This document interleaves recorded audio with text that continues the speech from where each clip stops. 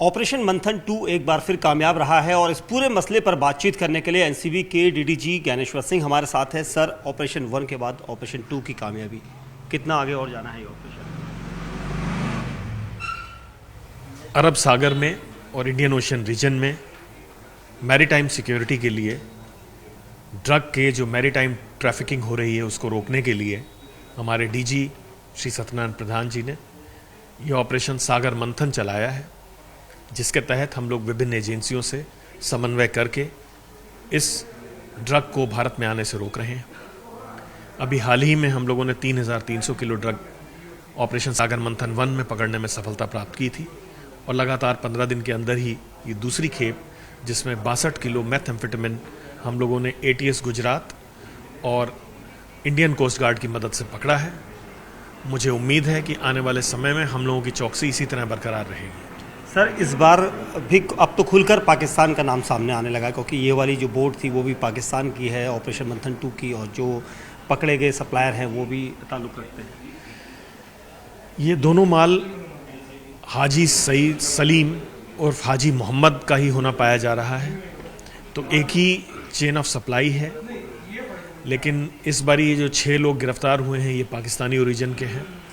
हाजी सलीम का नाम कई बार आया और इस बार भी माल की पैकेजिंग जो है उसमें पाकिस्तान के चिन्ह हैं, जिससे हमें लगता है कि इसका पाकिस्तान से कनेक्शन है और पिछले केसेस में भी कई बार पाकिस्तान का जिक्र आ चुका है। तो हम लोग इसके बारे में पूरे मुस्तैद हैं और कार्रवाई की जा रही है। सर, कौन है ये हाजी सलीम जो लगातार ड्रग्स का इतना बड़ा सिंडिकेट ऑपरेट करके इंडिया की तरफ मूव कर रहा है?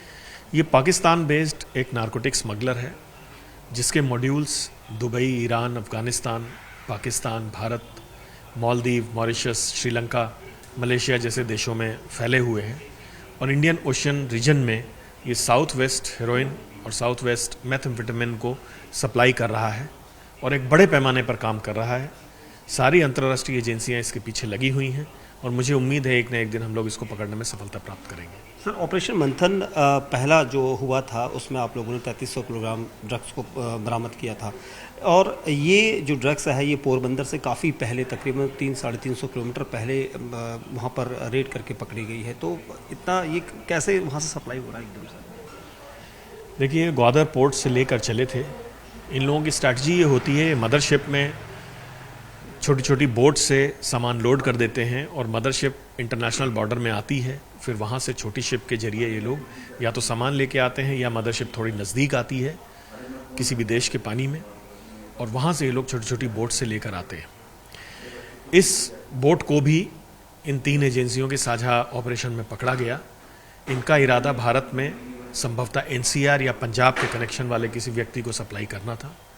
हमें कुछ मोबाइल नंबर्स मिले हैं और कुछ इंटरनेशनल वर्चुअल नंबर्स भी मिले हैं, जिनकी छानबीन हम लोग कर रहे हैं। मुझे उम्मीद है कि पूरे गिरोह का हम लोग पर्दाफाश करके आपको और जानकारी दे सकेंगे। एक आखिरी सवाल ये कि पाकिस्तान, ये माना जाए कि अब पाकिस्तान जो है भारत के युवाओं की तरफ टारगेट कर रहा है, उन्हें किसी भी तरह से डैमेज करने के लिए कोशिश कर रहा है कि ड्रग्स के बीच मार्केट में उनको धकेला जाए। देखिए, हमारे युवा हमारी पूंजी हैं, एक असेट है। नेशन बिल्डिंग में युवाओं का रोल है।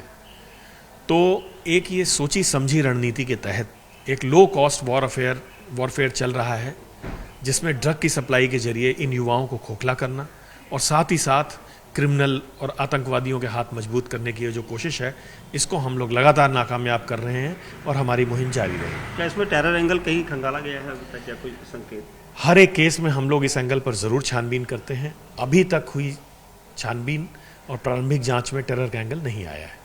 शुक्रिया सर, बात करने के लिए। ज्ञानेश्वर सिंह, डीडीजी नारकोटिक्स, जिनका ये कहना है कि पाकिस्तानी नागरिक हाजी सलीम जो अपने ड्रग्स सिंडिकेट को लगातार भारत की तरफ बढ़ा रहा है ताकि युवाओं को, जो भारत के युवा हैं, उन्हें खोखला कर सके।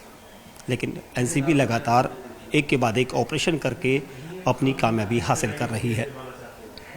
कैमरामैन जय के साथ दीपक बिष्ट, न्यूज़ 18 इंडिया, दिल्ली।